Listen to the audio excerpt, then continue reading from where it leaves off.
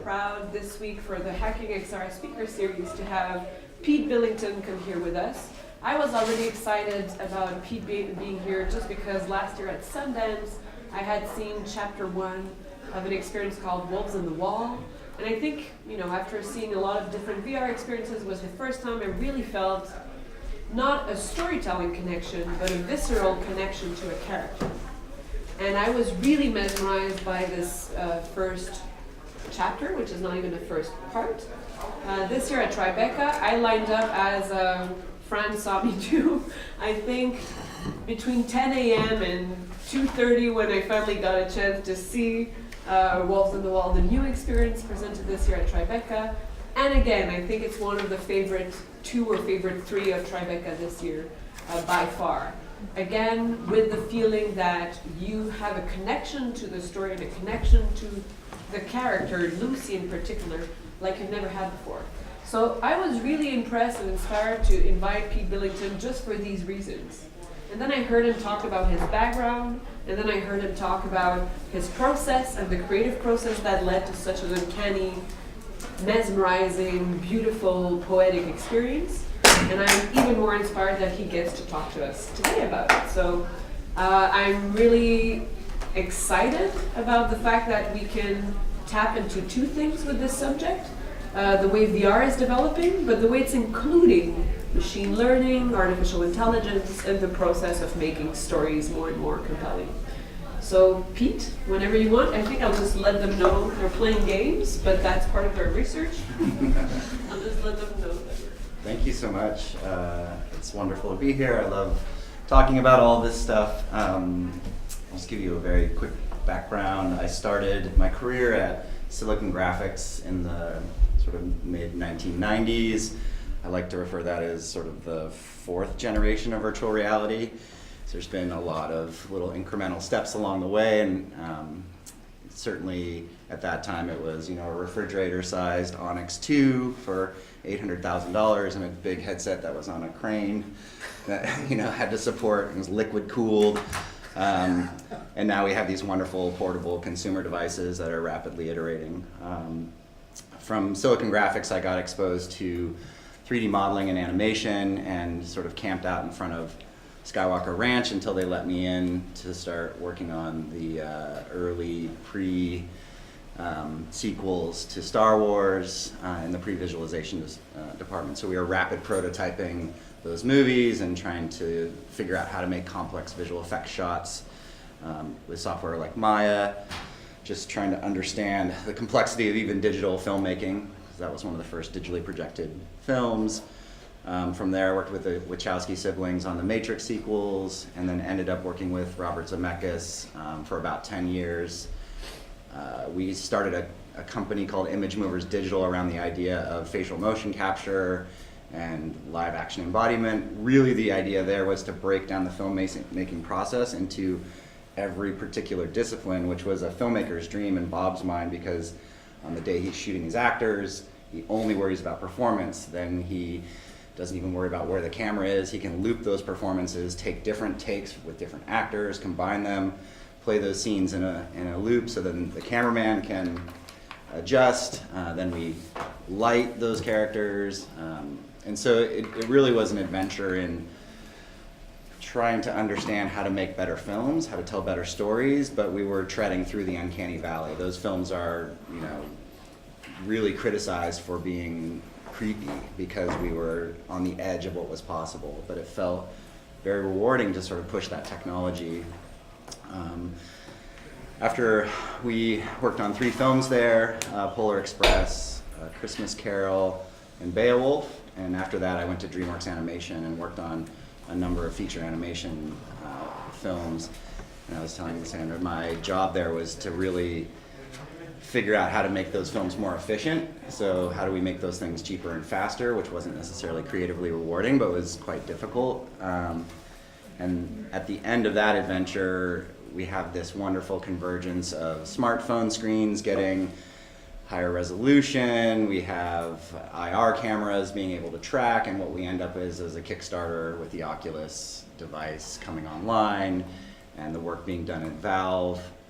which ultimately became the Vive headset, and I just was in the right place at the right time with all of those skill sets to feel like VR is going to actually happen now. So Wolves is actually utilizing every single one of those experiences as this convergence point. And I'll play the trailer for you, and then we'll go back in history about 3.5 to 4 years and talk about what the inspiration for creating it was.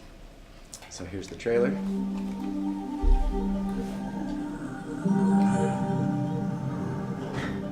You heard it too.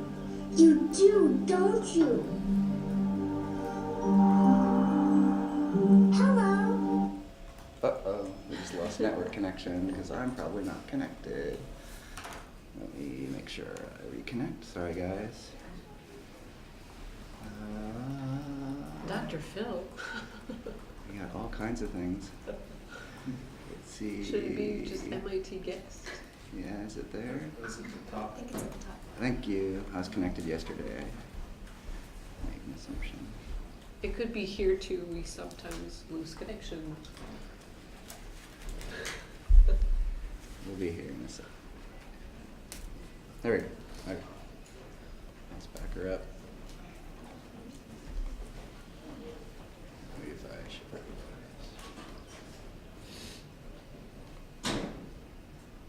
There we go. Sorry about that. You heard it too. Oh, yeah. You do, don't you? It's a house. Hello.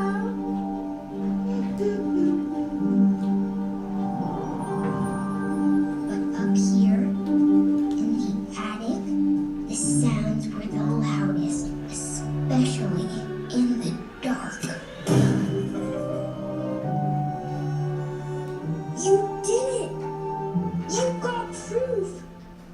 We have to go show Mom. You think there's water on the walls, dear? Wolves. Who told you there were wolves in the walls?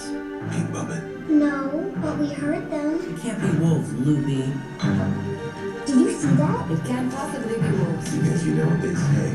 When the wolves come out of the walls, It's all over. Everybody knows this. You believe me? Don't you?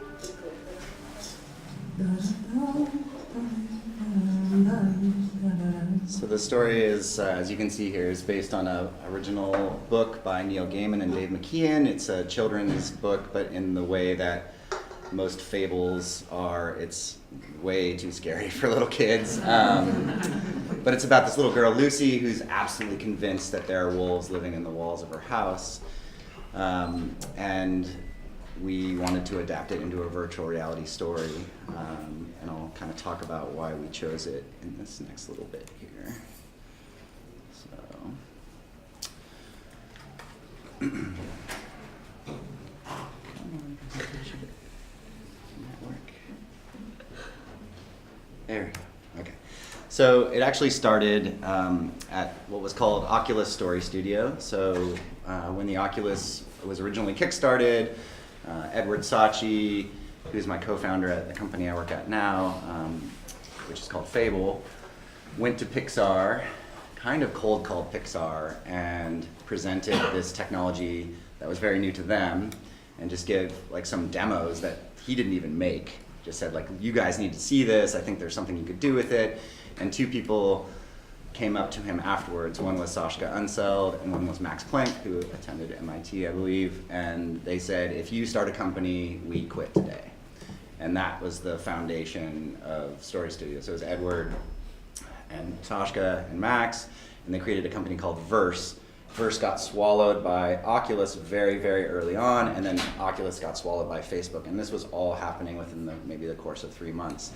And then they kind of looked around and said, oh, now we have to make something. And things are moving very quickly, but 4.5 years ago, no one had made any sort of narrative content in modern VR at all. And so their first adventure into that was called Lost. It was sort of an homage to the Iron Giant.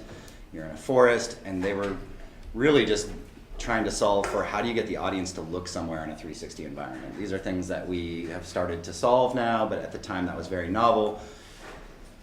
we followed that up with a piece called Henry. And for those of you who haven't seen Henry, it's about a little hedgehog, and he's at his birthday party, and no one wants to attend his birthday party because he's sharp and no one wants to give him a hug, and so he's all alone. But there's a single moment in Henry where we use procedural eye tracking in the character to know where you are in space and make eye contact with you. And that moment was incredibly powerful for everyone that saw it in the team. We knew, okay, this is something really different when a character is aware of you in the space. We talked a lot about this idea of presence. This was one of those first moments of presence. It actually broke the narrative because he's supposed to be alone. There's not supposed to be anyone in the space, yet he recognizes you. And we were conflicted by that, but it felt just too powerful not to include, and so we just went with it. But coming out of that single moment, we got really excited about character connection. And this was coinciding about the same time that we were starting to see rumors within Facebook about these new touch controllers. So what you see on the left is literally the first pair of prototypes that left Facebook, lab structure and came to our internal studio. I had the left one, and Inigo Quilles, who wrote Quill, the illustration software, had the right one, and we would share those two pair for about 6 months while we were waiting for the production models to come out. This is assembly line to get them up and running, changing batteries every 15 minutes. There's no software support for any of them. There's nothing in Unreal, there's nothing in Unity that just says click a button and do a thing. You're writing everything from scratch. But I was at Facebook, and for those of you who haven't tried this experience, this is now 3.5 years old, maybe more. This is called Toy Box, and it was the first foray into the touch controller interaction. Similar things were being done at Valve at the time, but I went into a black box with a live human. They put on my headset, they handed me these touch controller prototypes. They said, I'll be back. They left the room, went into presumably their own little black room, and showed up as this floating head and hands. And the first thing they said was fist bump. We fist bumped, then they picked up a cube and handed it to me, and I used proprioception and intuition, and I grabbed it without thinking about it. And then we did a bunch of crazy stuff. We used slingshots and we shrink ray each other, but that moment of connection, of handing a virtual object to a virtual being, I kind of sat in my car in the parking lot of Facebook for about 30 minutes thinking everything I've known over 20 years of storytelling and creating illusion is about to change forever, because that person who was an avatar of a real human could have been a character, that object could have been anything, and now we have agency in storytelling in a way that is embodied.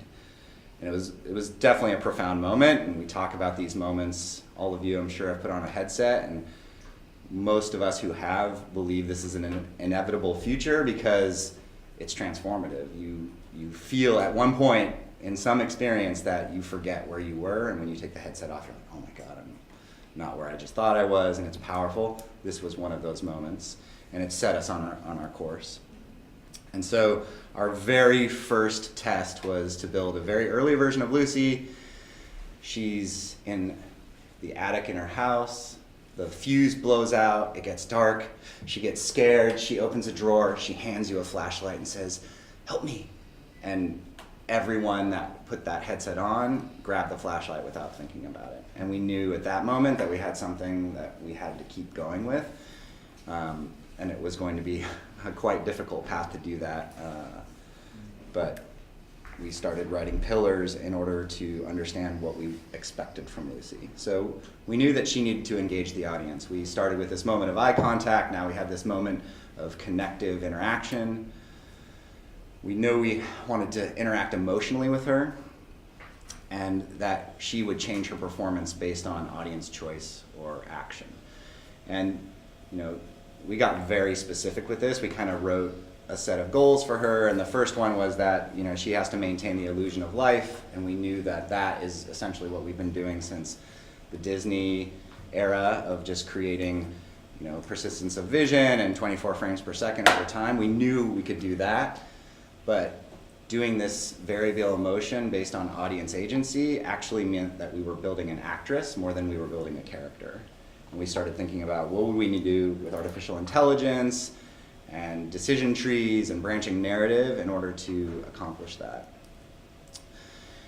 And one of the things we had to do, which we are not familiar with in filmmaking is casting the audience. We needed to make you a character, and this is certainly not something that's present in the book that we base this off of. You know, this format of a children's storybook is really about Lucy and her journey, but as a reader, you're passive. You're absorbing her information, her arc, and we needed to make you implicit. We needed to cast you. And so we talked a lot about what that could be in this particular story, and in this case, we decided that you are Lucy's imaginary friend, or her friend. And so literally the first thing that happens in the experience is she draws your eyes, she gives you sight, she comes into focus, and then shortly afterwards, she draws your hands, and that gives you agency in the story. And we thought that that would be a nice homage to actually the lineage of how virtual reality also came to us, because at first we had the headset, and then we got these touch controllers, and so we wanted to make that sort of experiential within the story. Once we have that agency, how does it work with story? So we talk a lot about the inciting incident in film, and I was talking to class yesterday. Film has become so predictive and so formulaic that when a script reader, you know, working for a producer who might be working for a director gets a stack of scripts, they will open to page 23, because in a standard script, 23 minutes in, page per minute, is when the inciting incident happens in the script. And if that is boring, then that script goes in the trash, right? And so this has become the thing that, you know, most characters up to page 23, you're building character background, you're revealing their flaws, you're doing all these things to sort of build empathy for the character, but on page 23, something has to happen. And we thought it would be really important in our story, since we're casting you, that the audience create the inciting incident in our story. And you're able to take a photo to get proof that maybe the wolves do in fact exist, and that puts you on this little journey with Lucy. But it also gives her something to take to her parents and say, no, look, we found something, don't you see? And from that moment on, you're on this quest with her to gather more evidence, to convince the family, and it's really a story about perception and doubt. You know, when you're 8 years old, things seem real to you, and maybe you see things a little bit more clearly than everyone that's distracted with all of the stuff that they have to do every day. So it's really about making you feel like you're a kid. And virtual reality has a superpower to do that, to actually transport you both in scale and size and your perception of the environment. We also became really suspicious about this concept of the secret lives of objects. And this was probably the biggest mistake or error we made in our prototyping process. So we have, the studio at the time was very much like a lab, and I love running projects in this way because iteration is the secret to discovery, and we started doing these 2-week cycles of just testing. But as we got our hands, we became, you know, convinced that one of the ways we could solve these problems that happen in storytelling of backstory and exposition. So in, you know, usually in Act 2 of a story, there's a really boring part of a movie. And a good movie distracts you from that boring part, but it's where the character has to tell you everything that's happened to them up to this point, all the things that they have to overcome, educate you about the world. My favorite example is in the original Matrix, because they do such a good job of teaching you about the world, because it's Neo, in that case, trying to jump off buildings and fight with kung fu, but that whole time you're learning about the limits and boundaries of the world, right? And so a good filmmaker will distract you, but they still need to teach you. And so we became suspicious that, you know, every object that you interact with has markings and a history and probably an emotional payload that's relevant to the character. And so we spent 6 months on this little desk up in the corner. Lucy was right next to it. She was writing something in her notebook, and we put a bunch of attractive objects in front of the audience so that they could interact with them. One was a camera, one was a magnifying glass, there was some notes, like a note card that you could read. There was her little precious pig puppet, which is her favorite object. And we gave them all different emotional weights. And she has an attention interest system, which is kind of like a very crude AI that allows her to say, that object's interesting to me, this one is my favorite, This one is not so interesting, so if you pick it up, I might glance at it. If you pick up Pig Puppet, I'm going to stare at it forever until you put it down. If you mistreat Pig Puppet by being rough, I'll get panicky and try and get him back from you. If you treat him nicely, I'll tell you more about him. And so we had these different emotional systems. Early tests of that were just blue, red, yellow. If you picked up the yellow thing, yellow is not her favorite color, so she might just ignore it. Red you really like. If you picked up blue and red, she'll glance at blue and then really fixate on red, just to understand how we can vary these emotional weights. And then tell stories through object interaction. How can we get you to understand her world a little bit? It actually works perfectly. This is something that we see in live theater too, in interactive or immersive theater. The problem is it's completely at odds with narrative. So if the next thing that happens is she says, my grandmother passed away a year ago, and we want to have an empathetic connection to her, and you have a virtual camera, you're still going to be like, whoa, virtual camera, I'm going to take pictures like everywhere, and you're going to ignore this little girl even though you have this incredibly emotional moment with her. And it scared the crap out of us because we can't overcome the novelty of VR quite yet. I think maybe in 15 years when we've had hundreds of these experiences, we won't think a flashlight is magical. Right now if I gave you a flashlight and turned off the lights, you'd be like, yeah, I've seen a flashlight before. But if I give you one in virtual reality, you will spend 10 minutes being like, oh, this is so cool, I can shadow it myself and do, because it's novel right now.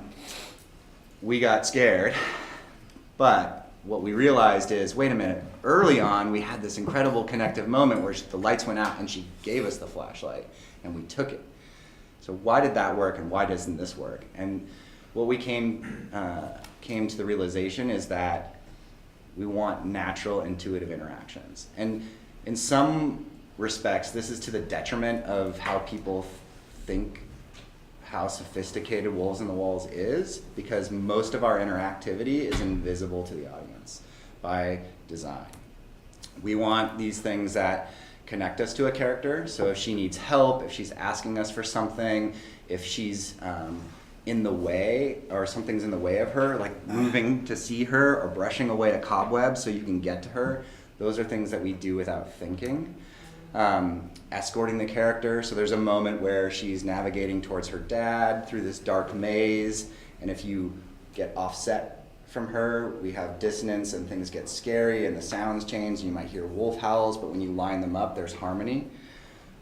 So we have all these intuitive interactions that we want to make the audience feel like they're just engaged with their body, and things that directly help or hinder the character. So once we unlocked this, it became really easy to make decisions about what is interactive and what should be sort of static in the world. And anytime we offer something, it's at the service of connection to character. So it's sort of the big reveal of what we learned in interactivity. At the same level, we But up here, lower the volume here on this. I can't do that. I tried last time. was the loudest, especially in the dark. So we also talk in virtual reality cinema of everything that we've lost. So there's this 100-year tradition of filmmaking, more than 100 years now, and there's a lexicon of tools that we use to tell stories. So we have the close-up, we have the Dutched camera angle, we have just the edit itself, like the juxtaposition of a wide to a close, or the rapid nature of editing, and all of those things have been designed for emotional response. If we do turn the angle of the camera to the diagonal, you have been trained to feel like this is a scary moment because you've seen Aliens and you've seen all these other movies that do that, and just the nature of Dutching the camera actually kind of feels strange because we don't see the world that way. All that's gone. We lost all of it. And so for the first year and a half, we were just sort of crying in our coffee about, like, how do we do this stuff? We can't control the camera. The audience is the camera. We can't really edit because if we cut the scene and move her somewhere else, where did she go? And then you lost that emotional moment. And so we started thinking about, wait a minute, okay, yes, we've lost all of those things, but we've actually gained like incredible superpowers. And what we call this one is emotional point of view or emotionally subjective cinematography. And in our case, it works particularly well because you're this little girl's imaginary friend. And so we like to say that you see this world the way that Lucy feels the world. And so in this clip, as she turns off the lights, you can see this is an attic as we kind of would understand an attic. It's a contained space. It actually has a little alcove with a bedroom. As she turns off the lights, boom, the space gets 5 times as big. It stretches, it twists. That window is now solid like a Alfred Hitchcock scene from Vertigo. So we can actually manipulate space in a way that is far more powerful than any lens could be ground at a certain angle to create that effect. And once we started to understand that we can do this visually, we started plussing that. So we could do it with sound, we could do it with character scale. So when Lucy wants to convince her mom with this photo we took, we can make mom feel 8 feet tall. You know, she might be 5'6" normally, now she's 8, so it feels insurmountable to talk to her. If we want to go and convince dad, but he's busy and she doesn't want to interrupt him, we can make him feel like he's on stage at Carnegie Hall and he's uninterruptible. But as she gets more bold, we'll bring him into the size of a jazz club and then bring him into the size of maybe just the basement where there is intimacy. And we do that through a lot of tricks, but we also do it in a fluid way using virtual reality, all of the strengths of it. And so I really do think that while we've lost tools that we had relied on in traditional media, we've gained all of these really interesting superpowers in terms of storytelling technique. Let me see if I can move on to the next slide here. And one of the ways we harvest that superpower is we kind of rethink how we display the world. So most of us are familiar with Western perspective, which is vanishing points on a horizon line and things receding in the way that computers have gotten so good at simulating in 3-dimensional graphics. We actually completely break that and used Eastern perspective in our experience. And Eastern perspective can be found a lot in Japanese art. Picasso uses it. In Cubism a lot. It's where top faces of objects may align to the user and do that in a circular way around a central vanishing point, which is you. And that makes particular sense because you're wearing a headset. You are the central point by which all of these things are converging. So it was something that our production designer designed very early, and it just feels like, again, more connective in the space. I don't necessarily think that this is appropriate for every experience, but it's somehow lended to the storybook quality of our experience. We also designed this concept of orbit, and we were struggling with, we try so hard not to break presence once we're inside this story. We don't want to distract you with things that might not feel like they're connective to Lucy in particular, or might feel like they're affordances that are there as sort of fallbacks. And so we have our first orbit, which is a 6-foot interaction orbit, which we call the narrative orbit. That means that any interaction that happens within this 6-foot sphere, so you can interact in any direction, is at the service of story, and anything that is necessary to either connect to Lucy or advance the story happens within that first orbit. And as a result, things that are in that first orbit are the most dimensional in their nature. They actually fully realized and 3-dimensional, even though they're heavily stylized. Outside of that, we have maybe a 10 to 12 foot sphere, which we call a contextual orbit. This is where we would get that backstory and exposition, maybe on a second or third playthrough, or if we're particularly curious, we'd open a drawer, find a letter from grandma, be able to find out more about this world and the history of these characters, but it's not essential. And then beyond that, which is sort of an infinite space, we call the background orbit. And this is something that we actually try to flatten the way that you would on a theatrical set. And what this does for us is it creates these visual cues that are still in the style of the world that don't break presence, but also say to the audience, you don't need to come over here, and it's subconscious. So you just kind of understand that there is a world, it feels connective, but we don't necessarily have this curiosity of I have to navigate all the way over to that corner to open that drawer to find or explore this world. And that, again, that's kind of a differentiation from an open world game where you do feel like I have to sort of test every pixel. We're really trying to avoid the anarchistic testing of the fences in our experience, and we do that in a lot of different ways. But one of the biggest ways we do that is through trust. We try to get you to trust Lucy, and she trusts you immediately, so all you care about is really her and what's happening in that first little spherical orbit. But in a way that says, hey, this object has a glowy outline, it must mean that I should pick it up. We never try and do that. And it's a really hard balance to strike. We constantly want to fall back onto these old techniques because they work. You know, they make the audience feel safe, but they completely break the illusion in my mind. So we're always trying to avoid that illusion being broken. So this is, you know, kind of something seems so simple, but we ask this question every day in everything that we do. VR is more expensive, it's much harder, it takes more time than any other medium I've ever worked in, because you know, you are there with a character and you can see all of the flaws and you can read body language, and eye contact all of a sudden has meaning, and social convention has meaning. And so you really do need to ask, why are you doing this in virtual reality? And there's a lot of stories that don't need to be told in virtual reality or might be told better in a different medium. And so we really go out of our way to lean on the superpowers that VR affords and try and plus things so it's like, okay, yeah, you could only do this in VR.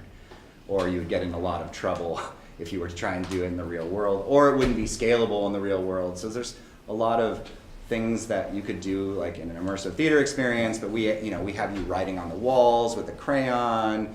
You know, that would be really hard to do for more than one person an hour, because you'd have to like erase the wall or repaint it, let it dry, you know. So there are things that we can only do in VR, and we try and make everything we do have a good, solid answer to this question. And one of those things is we can put you inside a storybook. So we wrote a very complicated real-time watercolor shader that is volumetric, and actually studying watercolor used Unreal Engine. We broke apart the source code and we wrote it from scratch so that it has that actual quality of a painting, where things over distance start to flatten, they lose detail, it's adaptive. So if you get up close to the wall, it's fractal based, so you get closer and closer, and that paper grain is constantly adjusting and dithering against itself, so it just keeps feeling like you're in a painting. And I've tried this a number of times in 3D across all different mediums, and this is the first time I've truly felt like we're actually getting close to what it feels like to be inside of a painting. It's very computationally expensive. While Wolves looks simple, trying to do this in real time, 90 frames per second, stereo, you know, we're constantly looking at our performance and trying to make sure that we can pull off these looks, even though they're not anywhere close to photoreal. Sound is absolutely, you know, 50% of any entertainment experience, and in virtual reality, I think it might be more. It's something that people really don't talk about very much, but we spent just as much time in sound design, especially with this story where you're listening to the wall. You can actually put a jar up to the wall, overhear a conversation, find where it comes into focus, pull your ear away. The proprioception of sound becomes incredibly powerful. We can have a wolf breathing on your neck, you know, and having that feeling. We can have, you know, make it feel like a house is alive. And again, yesterday we were talking about immersion and presence, and even at the earliest phases, I felt like we would have like a patch panel in an experience or a soundboard. And you would plug in one thing, which is your visual, you know, input of the world, and we would plug in another one, which is sort of the sounds, like the footsteps that she's making in the attic, and we plug in a number, which was the ambient sounds of the attic and maybe the wind outside, and then we plug in one more, which was a conversation happening downstairs. And once you've overloaded your brain with like 4 of those things, something happens where you can no longer process all of them at a high enough fidelity, and your brain accepts that you're in a different space. And so then you add interactivity or some sort of connective thing like a flashlight, and each one you add brings you deeper and deeper into the trance. It is like meditation in that way. And so sound becomes this incredible tool for immersion, and not enough people are focusing on sound. We've had a team that is almost the same size as the visual team working on sound for the duration of the project.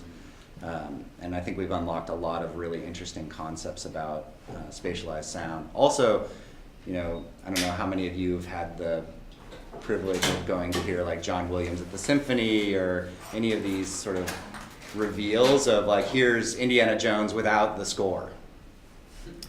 And it just doesn't connect. These are movies that we all love, and you take away John Williams, and it's like, oh, that's kind of boring. You see flaws, you don't feel emotionally connected. And so we have, again, become trained that music is a cue on how to feel.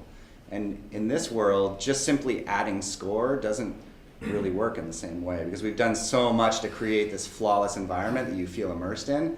So we found that much of the time, the score had to be sourced within the actual piece. So the sound in the kitchen with mom, mom is the one supporting the family. She's kickstarting this artisanal jam company, so the kitchen's been transformed into a factory really, and she has this old transistor radio, and there's mambo music coming out of that radio. So we're not just playing a mambo, we're actually playing it from a source with like an effect on it, from a location in a space. And so you're getting the emotional connection of mambo, because we wanted mom to be percussive and rhythmic, and she's like the assembly line, and it's kind of like the scene from I Love Lucy where she's trying to eat chocolates too fast and keep up with everything. But it's also grounded in the space. And I think that will be something that lots of people will start to use, is soundtrack actually coming from the space itself. We use Dad's tuba rehearsal. He's a professional musician, so we use his tuba as part of the soundtrack design. So integrating sound into the actual context of the piece, because our homes are living worlds, they're living orchestras, they're performance spaces in and of themselves, and they have a feeling. There might be music wafting by on the outside. So this was another thing that we kind of discovered along the way that felt particularly successful. When we do want to create a very deliberate emotional effect, we may break that and just transition right into a score, but we've been trained to feel a certain way when we do that. So this idea of Lucy as an actress, was a journey, and we used a lot of prototyping to get there, but we did have these very ambitious goals for her, and we talked to sort of everyone we could about how to do this. Of course, I came from film, but I had been a student of games probably my whole career, and certainly a fan of gameplay. We talked to every sophisticated game character creator we had ever known, all the ones that we were fans of. Certainly Elizabeth from BioShock was one of our templates, because she has these attention interest systems. She has logarithmic decay interest systems, so if you pick something up and then you go and pick it up again, she's like not that interested in it because she's already seen it. So these were things that we wanted to add. But as we went, we made two sort of crucial decisions. One was the differentiation of game. The experience will never wait for you, ever. So you may be offered something, and in fact you're often offered something, but if you don't take it, abstinence is a choice in our world, and the story must unfold regardless of that choice. We do a lot to try and get you what we call on the golden path, which is what we think is the best catered experience that we could provide to you, and we use every trick in the book to do that. But it's very important that Lucy has her own agency, is her own character, has her own character arc, and has a goal. So if she offers you something you don't take it, there is an alternate version where she just simply places it down.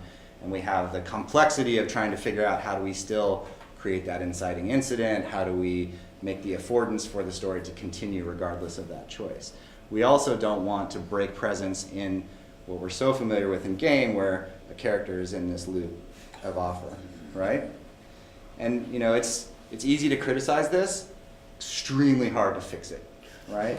Because if this is important, the thing that is being offered, or the alternative is hope that you pick it up and spend an hour like, what am I supposed to do on this level? I can't get out of this stupid maze. Those are equally frustrating experiences and will remove us from the narrative. So again, a very crude, when I say AI, I'm well aware of what I'm talking about. These are very crude AIs. We have ambitions for much more sophisticated ones, but in this case, her intention system is really quite cool. And what we're doing is measuring what you're looking at for how long, and also what your intention is with your hands. So if we feel like you're about to reach for something, we will let her wait in that loop just long enough for you to be able to grab it. If you're looking away, she won't offer until you are making eye contact. So we're trying to get at these things that are social conventions. So we're avoiding as much as we can that moment of offer and wait, or grab and then she has her hand out for another like 5 seconds after you've taken it. So an interruption system is even more complicated because you have to then adjust to a blend. Either I know you've grabbed this, now I have to blend into one or many of these other states, or interrupt her in the middle of a sentence, which is even harder, right? So we do this a few times in the experience where you can interrupt her while she's telling a story, while she's in the middle of some sort of monologue. And what it really means currently is that you have to create these micro clips that will allow you to interrupt, back up, carry on, and it becomes a spider web, and it's incredibly difficult to do. This is where AI ultimately will help us because we can sort of blend those things procedurally in a much more convincing way. Right now we're almost simulating AI in a small library set. But as she becomes more sophisticated, we have prototypes now where she's using NLP, that we're able to have a conversation with her. But anytime we approach the edges of what she's capable of, we just use traditional technique to blend back into the path. And then as the path gets wider and wider and we can push the limits, we'll just keep expanding that. But we always try and maintain the illusion and avoid, seeing the wizard behind the curtain. That's our approach, because I think there's not just one way. It has to be multimodal. And we're even seeing that within AI itself. There might be times where we use her machine vision to do something, and when we hit the edge of that, we'll switch over and she'll just say something using her NLP system so that she kind of changes the subject and you're distracted, right? So even using our AI systems to distract from their own weaknesses is something that we do. We did an experiment where you're playing tic-tac-toe with her, and it seems like very basic when you're thinking about it the way you would play chess with a computer, but when it's a character and there's a piece of paper and you have a crayon in your hand and you can draw an X and she knows that's an X and not an O, it's pretty magical. And then when you switch from X's to O's and she's like, you cheat just like my brother, again, it feels magical. Super simple, right? Because we're really doing like, a 9 grid and figuring out whether you drew an X or an O. This is not sophisticated stuff, but when a character is emotionally connecting to you as part of that, and that's the misdirected part, it becomes like, oh, these things really connect, and there's a whole future where we can lean on these different systems for what they're good at, and sort of for the time being avoid what they're not good at. And then as those systems come up, we can start to explore deeper and deeper connections. But we really do think of her as an actress. Let's play this little flashlight grab. So this was one of the first prototypes, just the natural intuition of being able to grab a flashlight, turn it off and on, or having her show you, this is actually cool, we didn't show this yesterday. So this is our prototyping process. We actually do live rehearsal first. So this is the actress that embodies Lucy, and then we'll actually try and recreate that in a game engine in the same way. So I have the video reference in VR, and then we have what we call a gray box prototype, where we're trying the same thing to feel how it feels in live action. There's no nice animation or blending, early version of Lucy, no attention system there. Once we feel confident about that, we'll go on stage and do performance capture. In the little corner there is the 8-year-old who's her voice. Then we layer on all the interactive design and animation. So her eyes, her face, her mouth are all animated by an actual animator when we send her. And so again, super early animation just to see how it feels. We do radio plays to try, so we're really trying to use every possible technique to sort of role play a lot of this before we go to the expense of building it in the engine, which of course is extremely time consuming and very detail oriented. I just saw a little detail there that I already heard you speak about when she's lowering her eyes when she's offering an object. Mm-hmm. Can you explain a little bit on? Yeah, so one of the things we learned, let me just expand this, is that choice and body language are sort of inextricably linked, and that if I were to offer you something very deliberately, there is a right or wrong answer implied in this, versus you're over at my house, we played together for 3 years, you're my best friend, here, take this, I'm busy. 99.9% of people grab for that, 50% of people grab for this. Because what am I supposed to do with it? What if I drop it? What am I supposed to take a picture of if it's a camera? But this is, there's nothing to ask for here. This is just like, of course you're gonna do this. I need your help. And we study, and our students of body language and are suspicious that it's way more important than we think about. I was talking to this FBI profiler who's an expert in body language, and he's saying we have tells constantly. Within the first 30 seconds of encountering a stranger, you would never show your wrists. This is a very unnatural thing to do. We're incredibly Especially the FBI. Right. Yeah. Right. So, there's something interesting about that, like in the way that you do this. This is subordinate as well, and so we tend not to do things like that. You may encounter, someone that you don't get along with, or your natural enemy, and this person was saying, you may have a completely socially appropriate engagement with that person. Eye contact, sternum pointing towards them, but your feet will be turned to the side so that you can have the fight or flight response and escape. And we will stumble into these things and not know why a scene's not working, but it could be something as simple as, her feet are turned the wrong way, and why doesn't this feel connected? And so the more we understand about body language, especially in interactivity, you can unlock things that work incredibly well. One of the things I like to talk about is when we were working with Third Rail, who's this amazing immersive theater group in Brooklyn. They have this onboarding process, and they think so much about body language. So the first thing that will happen is they'll say, please sit in this chair. So it'll be a verbal command and an offer with the hand. The second time that needs to happen for the experience to work, it might be just the gesture. The third time, it may be just an eye glance.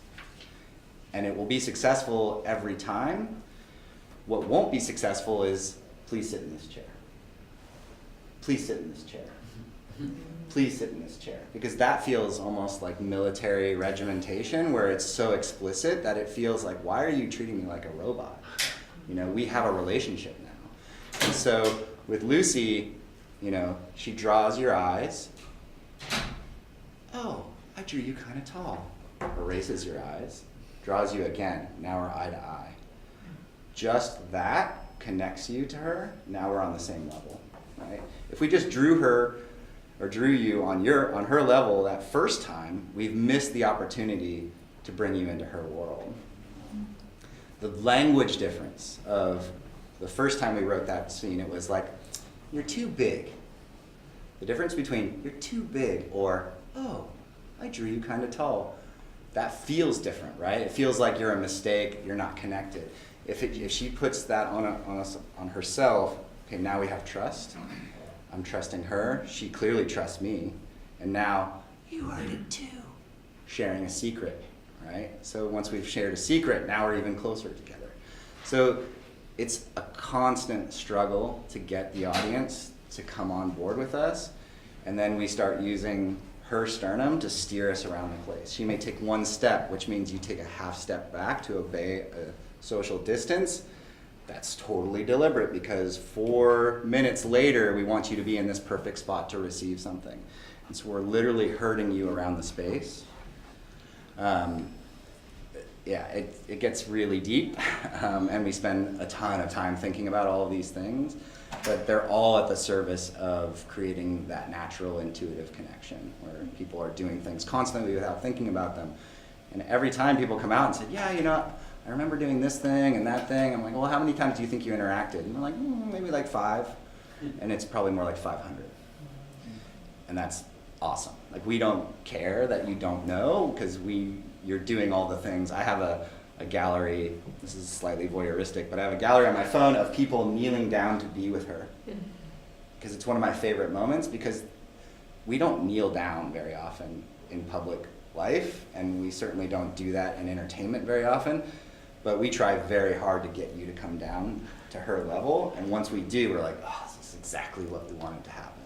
Because now you're down with her, you're looking at something really interesting, you're in a superpower moment where VR, she's drawing a magical drawing that comes to life.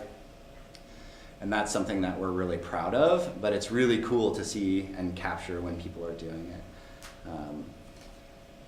We have a little time to talk about the future of stuff? Yes. Yeah, okay. Definitely. Do we have time for the future? Yes. Okay, so as I said, I've worked on a lot of different things.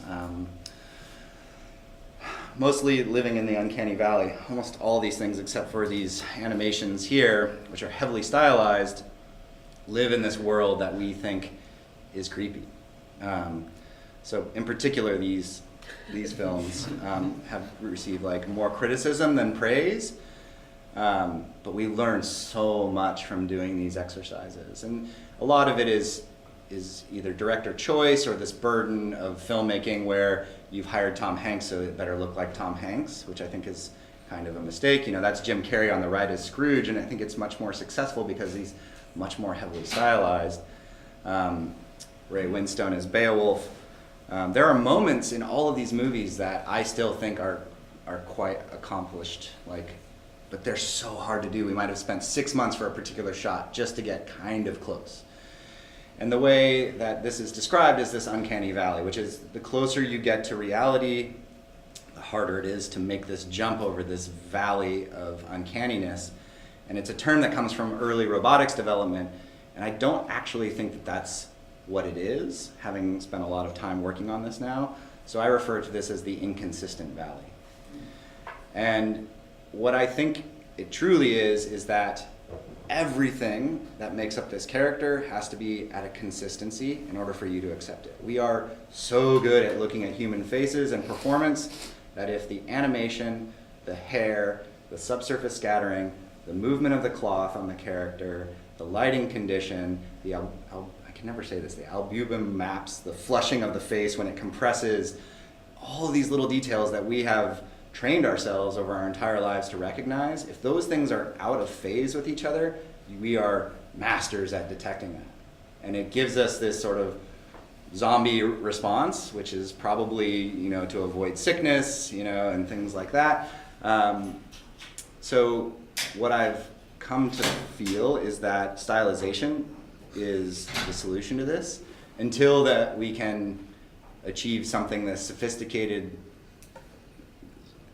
at a level of consistency that tricks us. And we're getting closer every time, but this is maybe not the place to spend our effort at the moment, because we will have techniques, and we're already seeing techniques through AI that are going to solve a lot of the brute force techniques that we've used up to this point. To create Scrooge, this was a year of development just to create his texture maps. And it's still not even close. You can see his hair is what is giving it away, in some cases. This is an extreme close-up. I wouldn't probably put that on character, his bump maps on his nose, but in here there's some pretty cool stuff going on, but his hair totally betrays it. It's just because we couldn't render hair at the same fidelity that we could render skin. And so we arrived at Lucy because we knew that not only the motion capture systems that move her body and the facial animation systems that move her rig and her texture systems and the lighting was a limiting factor, but also the fact that we were in virtual reality and there were limitations there.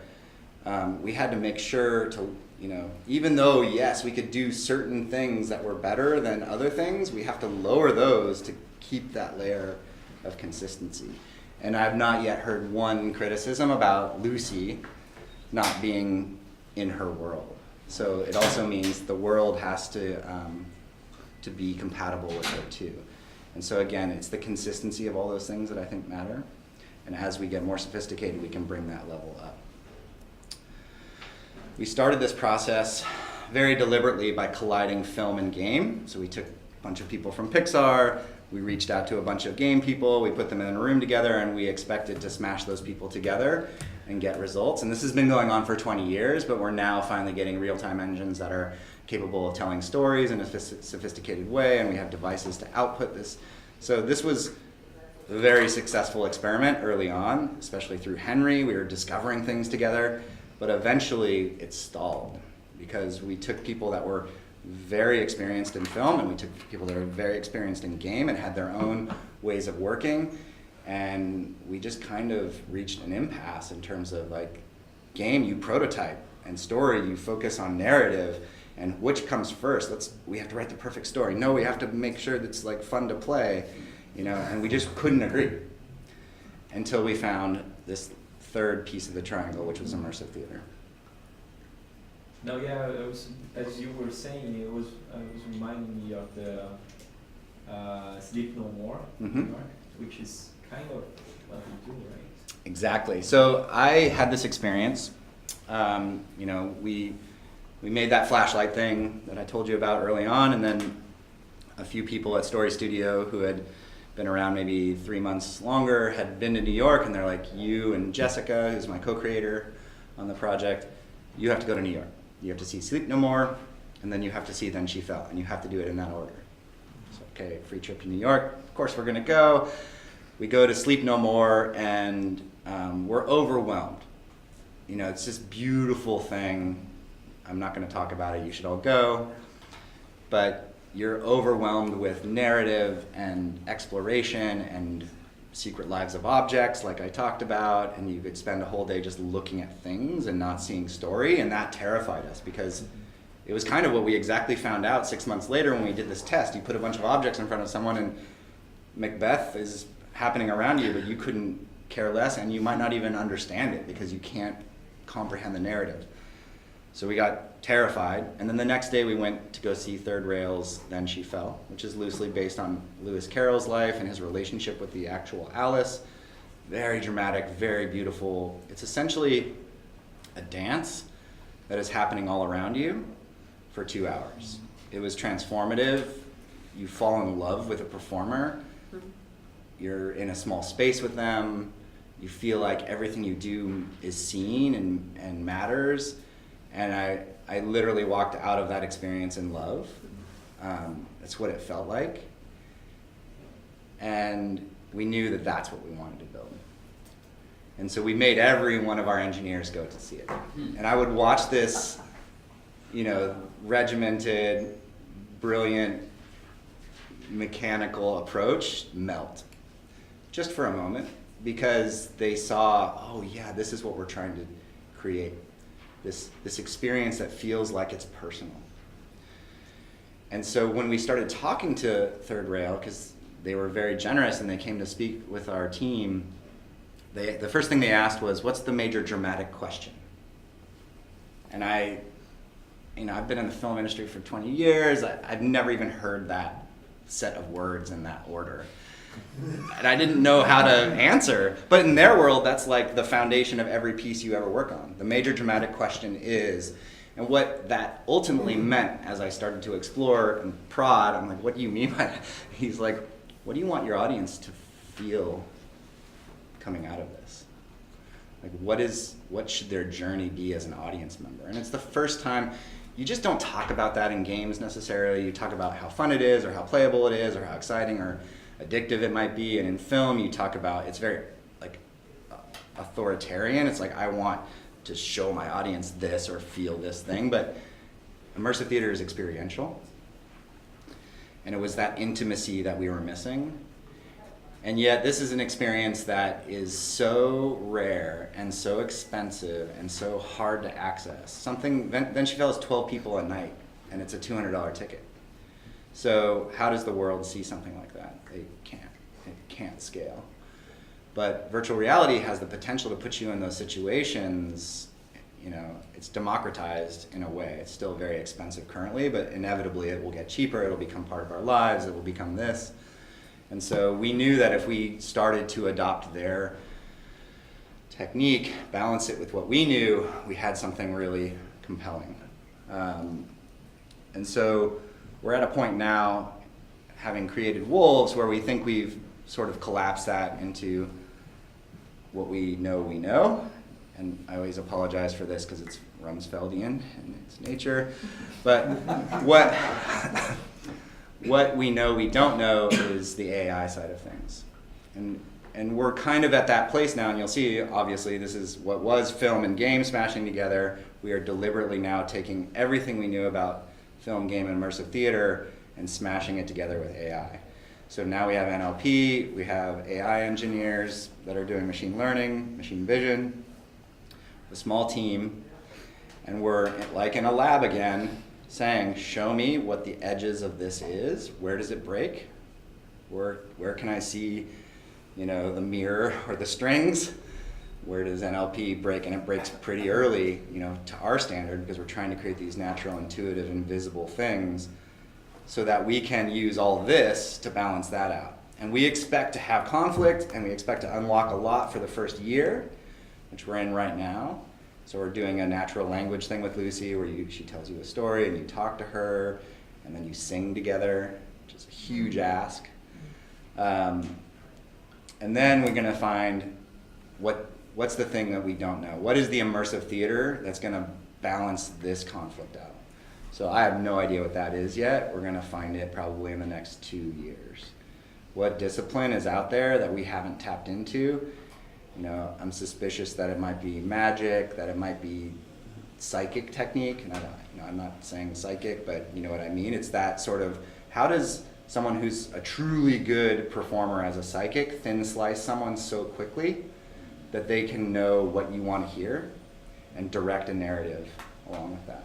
Because that is an absolutely valid technique. You know, people get enjoyment out of that, and you can figure things out. Combine that with AI and all the storytelling techniques that we currently have, and you have something even more magical from an education standpoint, from all these perspectives. So this is the model. And then how many times over the course of my lifetime can we repeat this, and where would we end up? And so this is the journey we are on now at FABLE. We are leaving behind virtual reality cinema, because what we found is people didn't talk about virtual reality. They were talking about character connection. They were talking about, this little girl was my friend. I felt responsible for her. I felt connected to her. She reminded me of this moment in my childhood. I felt like a child. Like all of those things we discovered is what people actually were interested in. And of course, we think, you know, this is probably still a breadcrumb on a journey. I had, you know, a crazy conversation with a creator at something called the Immersive Design Summit, which you should all look into. Happens once a year in San Francisco. And we were talking about the extrapolation of this, where if we have an AI that might be a construct between two individuals, and you're telling me a story that's relevant to your experience, you know, my aunt passed away from cancer, this is how it made me feel. That AI could know everything about the two of us and be able to one-for-one translate the pure emotional response that you're having to your circumstance to this other individual in language and in actual experiential moment that is relevant to them. So they're literally feeling the same emotion that you're trying to convey one-for-one. Right? That could be like the true evolution of this. So we know that we're on this little tiny beginning point of this journey of empathy and of storytelling and of connection, and we're just using anything we can to start that process. So we talked about this stuff in this other presentation. We wanted to connect to our character. We wanted these natural intuitive interactions. We wanted to cast the audience. And this is how people talk about it. And this is how I see Lucy now. I don't see her as a little character. I see her as, coming from Neil Gaiman's imagination, and engineers and artists and dancers and an 8-year-old little girl and all of the animators and texture artists and concept artists that design her. She's 25 or 30 people now consolidated into this little virtual being. And it's extremely hard to create her in that way. We spend a lot of time to do that, but it's going to get easier and easier as we're able to understand these systems and use AIs to create some of the stuff that is just brute force. I love this quote by Gibson, which I totally believe in. You can look around and see future, and I see it every day, but most of the people I talk to haven't experienced any of this yet. And knowing that there's probably stuff out there that I haven't seen makes me very excited to pursue it. But I was telling Sandra, my co-founder is, he's a provocateur, and he doesn't come from a world where he has created things. He just makes statements that seem absurd and make me very angry sometimes, like, Lucy will be the next operating system. And that's kind of bullshit. Like, you can't say things like that publicly because you have no idea how hard it is to create an operating system. But inevitably, 6 months later, he's planted that thought in my mind, and I start working on this idea. And this is how this came to be in the first time. When he proposed that we would create this character that would have all this agency and get people to use their hands in narrative, it was the similar situation. It's like, this is impossible. You don't understand how difficult this is. I don't know if I want to spend the next 3 years of my life working on this. And so I've started to give myself permission to just, without restriction, think about what is the future of this and how do we even start the journey. And it's funny because almost everyone I work with, we resist these ideas. We just know how hard it is to do things because we actually are in the trenches doing them, and so we push back immediately, like saying, no, you can't do that. It's really his job to go find the money, it's to hire the team so we can have the time to try and experiment things. But this was a big moment, and it was about at the Cannes Film Festival last year that I actually started giving myself permission to think about some of these ideas, and this is what came out of it. So we start looking at these traditional media that we're all familiar with. And in particular, the one that I spent most of my career in, it's incredibly high friction now. You have to buy a ticket, you have to get there early, it's kind of annoying. You have to make plans to meet your friends. There's these 3-act structures, which means you really get, on the low end, like an animation, you get 88 minutes of a character. Maybe Apocalypse Now, which just, was at the Tribeca Film Festival for its 3rd director's cut. You get 188 minutes or 180 minutes with the character, but you have no time to empathize, to connect, and yet we still do. We totally connect with Woody in Toy Story, and we totally connect with Colonel Kurtz or Willard in Apocalypse Now in that amount of time. It's absolutely a high-quality experience. Films are beautiful, but it's a passive experience. You are being told a story. And the medium has really no awareness of its audience at all. And with games, we have medium friction. You might have to buy a device. There's tons of formats. It can be very short. It could be up to 60 hours on some of these AAA games. We have this wide range of quality. You don't really know what you're going to get. It's absolutely an active experience, and the audience embodies a character, and often the audience embodies the main character, which is totally rewarding. Like, it's your story, and you're going on this journey. And then we have TV, which is, it's so low friction now. We're getting tons of content. We can binge it. We get 40 to 60 hours of the character. And this is where I really started to think about this, because why do we love Game of Thrones? Because we have 40 or 50 hours with Arya. And so we've gone on this life journey with her in some ways. And when she does something that's unexpected, we're shocked. Like, that's not in your character. How could you do that? It's like she's our friend. And it started to really make me think about, okay, why do we love TV so much right now? And I think it's this. It's still a passive experience, and there's no longer the differentiation of quality with television, but there is this weird feedback loop where people are posting on Reddit, and authors and creators are actually reading those things and making subtle adjustments. It just happens over the course of sort of 12 months. And this started with really, maybe before, but my first experience was on Twin Peaks, where news groups were just starting to happen and people were like speculating like what is going on in this crazy story, and David Lynch is reading all that stuff and messing with the audience. Definitely on the show Lost, that was happening. They'd throw a polar bear and then see like, well, why is there a polar bear on this island? And then they would say, okay, that's sticky, let's write more about the polar bear. So there is a feedback loop, it's just a delay that occurs. So here's what I think the future is. A character that you spend 20 years with. One that learns and grows up with you. My co-creator, Jess, she was 11 when the Harry Potter book hit the US, and Harry's 11. And then the next year, he's 12, and she's 12, and then 13, and 13. That's magical when you have a character that's growing with you and facing a lot of the same social situations that you are. There's connection. And if there's a character that spans 20 years, you could interact at different levels of that character's age. They could be a mentor for you, or you could be their child. There's just something so fascinating about living a life with a character that's aware of who you are and that can remember who you are. So we talk a lot about Woody, in Toy Story. You engage with Woody in all these different ways. You engage with him in Toy Story 1, 2, and 3, and now 4 coming out. You might go to Disneyland and see the big plush version of Woody. He might be on your backpack.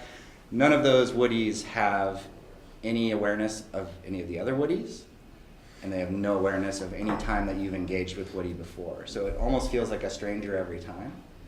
But if that character could remember every time you engage, there would be something really magical about that. So now we think about the consumer and these generations, and I've experienced 2 generations now in my life. I grew up in the 80s with the Things generation, which is really the acquisition of material objects. Logos and brands, Air Jordans, all of this stuff. And then people that walk around with t-shirts who say things like this, which was like totally acceptable, right? Like we don't live in this world anymore, but this was how we thought.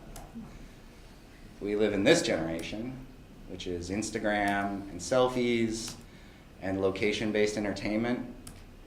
So I saw that there's a color factory now in New York, there's one in San Francisco, we have like an ice cream museum in San Francisco, things like Sleep No More, things like The Void. We want experiences, and we value experiences. We take pictures of our food, of our travel, and our events, and we share them with our friends, saying, this is the thing that I'm doing right now, look at me. And it's the accumulation of these experiences that define who we are, much more so than the fancy car, or the house, or any of these other things that we have. And I think this is where we're going to be soon, which is in this unique generation. Tailored experience.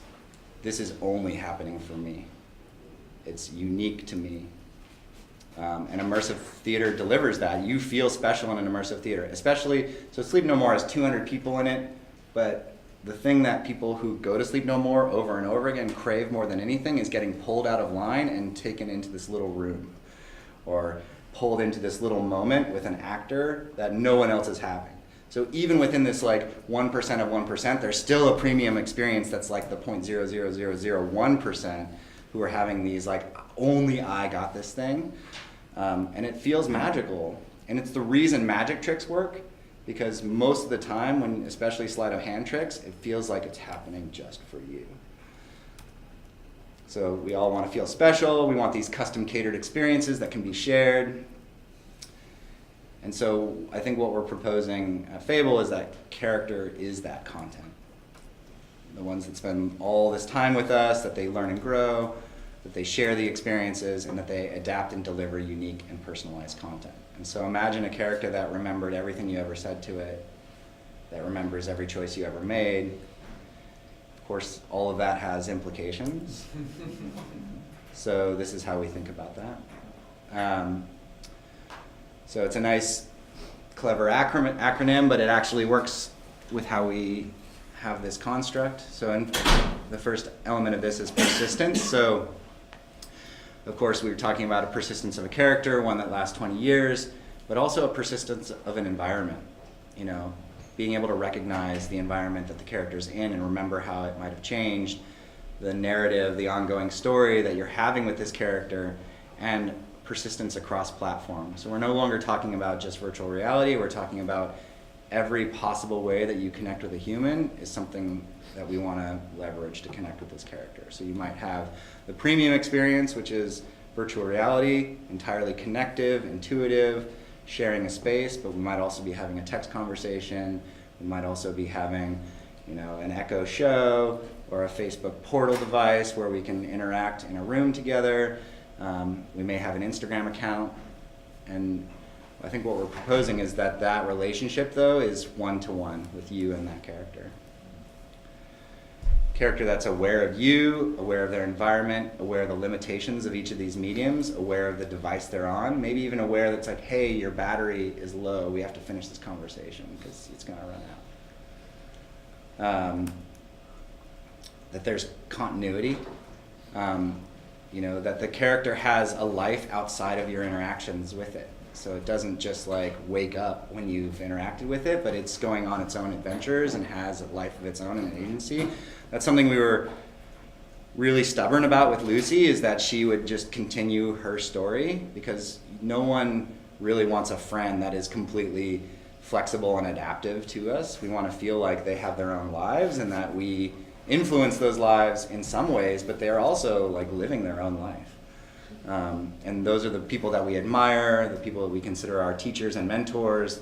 I think that's a really important quality that we want to start to think about creating. And then this one, which is really a big one. You know, the earliest experiments with Lucy were about trust. You know, she immediately trusts you to help her, and she shares secrets with you, which got you to trust her. And that's at the most fundamental level how we interact. But I think now that we have the potential to understand all of these choices you're making and all of these secrets that you might share, we're starting to talk about Lucy and this idea in general, like what our parents talked about when they had a photo album. You know, and people talk about the one thing that you run out of a burning house with is the album, because those are the things that can't be created. And now we have the cloud. We don't really have that metaphor anymore. But if this is something that you're trusting with all of your intimacy and all of your memory, then we want to protect that in a way that's similar. And so I think we, you know, immediately start looking at things like blockchain to create a one-to-one relationship that is only for you and this character, such that as its creators, we aren't interested at all in any of those choices. We're just interested in creating a reciprocal vessel by which you can pour your experience into, and it will reflect that back for you. And yeah, it's not about marketing or, you know, trying to figure out exactly what you want or need at any given time. It's just about creating a relationship. I always throw this in here just because I love the concept of it, but it's somehow also the guide by which we create these characters. So this concept of ikigai, which I don't even know if it's supposed to be a Japanese philosophy. I haven't done the research to find out if that's truly it, but it makes a lot of sense to me, which is this balance of, and it's really, it talks about like, what should you be doing with your life? How should you spend your life? And if you can balance what you love, what you're good at, what the world needs, and what you can also be paid for, you'll have this harmony of happiness and satisfaction. But if you can only overlap two of them, it's kind of like, here's your profession or here's your passion. Like we often can do things that we love and we're good at, but we can't possibly be paid for them. You know, artists find that all the time. Or you can be altruistic and a volunteer, but it's very hard to get paid to do that sometimes as well. And so that you could have your vocation or mission. But when you do find that balance, and I think we're starting to think of characters with similar levels of balance, so that it's not just entertainment anymore. It's sort of this spectrum of entertainment and assisting you and connecting to your friends or other characters, and also education. Because you can imagine, you know, actually learning the Socratic method from a character that's like Socrates in the context of where that was learned. You know, there's so much potential here once a character is actually connective and has access to a world like that. And so we take that pact and we weave it together with this, and that's kind of the methodology for approaching these things. So another Clark quote, but this is how we think about it. And I talk a lot about magic because I think there's a lot of lessons to be learned. And we really don't talk about all of that stuff. I'm talking a lot about it to you today, but there's still just layers and layers and layers that we treat like magicians, because we might be on a path, but we might be on the wrong path. And so most of the time when people ask me, like, how are you doing this, or how are you doing this, I just say, well, when we tried that, we were really thinking about this thing. And it's way more important to ask the question of, like, this is what we were curious about, and this is where we arrived, but we were asking these questions.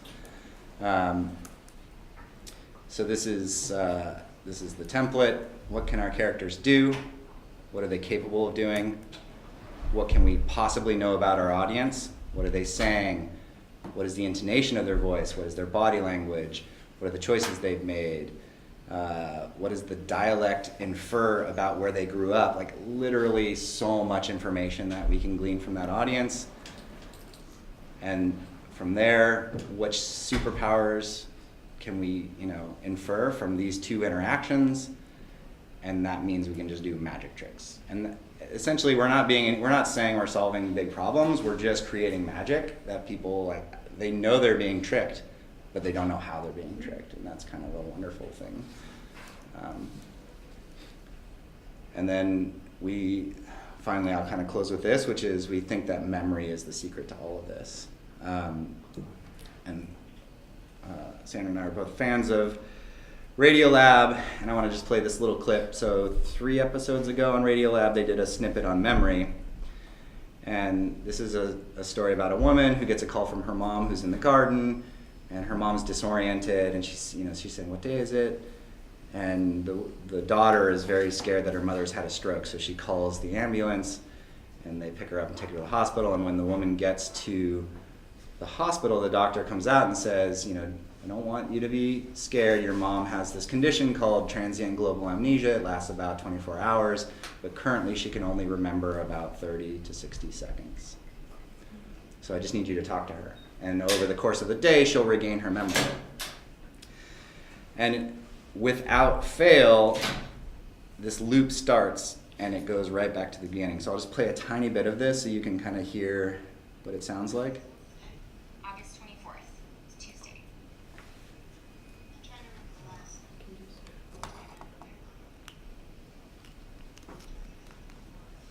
Is it going up? I'm trying to remember the last. I know. There you go. I mean, I don't remember my birthday. You don't remember your birthday, yeah.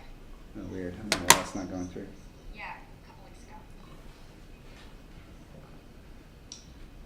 This is creepy. I know. Oh my god. Yeah. Oh jeez. So I'll talk through it since it's hard to hear, but she basically says, what day is it? It's Tuesday. Is it August? Yes. Did I miss my birthday?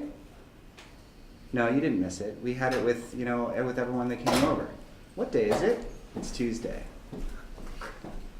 Is it August? Did I miss my birthday? And as you watch this goes on for 6 minutes and 43 seconds, but this event went on for many, many hours. And over, 4 or 5 hours, she gets like 10 seconds at a time more. But it's not that she's just repeating the same things. It's that she's repeating them exactly, same words, same dilation of the eyes, same facial expression. And to me, when I see this is Lucy. This is the character that we created in Unreal Engine, which is just a node structure that has dialogue clips, that has a stimulation response, that has a trigger box. So when her daughter says a word, she says exactly the same word that she's always going to say every time, with slight variation, but probably not any. So we can do this right now. This is a human being, and we're doing it in virtual reality right now. And the differentiator that makes her what we think is human is her memory. So that's a hypothesis. I don't know medically if that's true, but that when I heard that on Radiolab, and then when I looked at this clip, this is what I do for a living right now, is I create robots. And we want to capture that memory layer. And what is that memory layer? It's just moments. It's just moments that we can recall. And the fact that a memory is literally not the original thing, but now we understand memory as just the last recollection of that moment, becomes even more appropriate for this. So the way we access memory now is we only remember the last time we remembered, which is why memory changes and morphs and becomes malleable over time. We keep constantly overriding that experience. So I think we can totally do that, and it will get more and more connected. Anyway, that's kind of the spiel. Thank you guys so much. Thank you so much.